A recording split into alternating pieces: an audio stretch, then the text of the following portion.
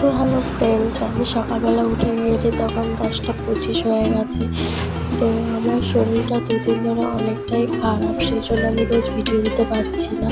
তো সকালে উঠে আমি ঘরটাকে আগে গুছিয়ে নিলাম, তারপরে 1 গ্লাস জল আর একটা খেজুর খেয়ে নিলাম। মা এদিকে গোলা রুটি বানিয়েছিল আর মাংস দিয়ে খেয়ে আমি গোসল করতে চলে গেলাম।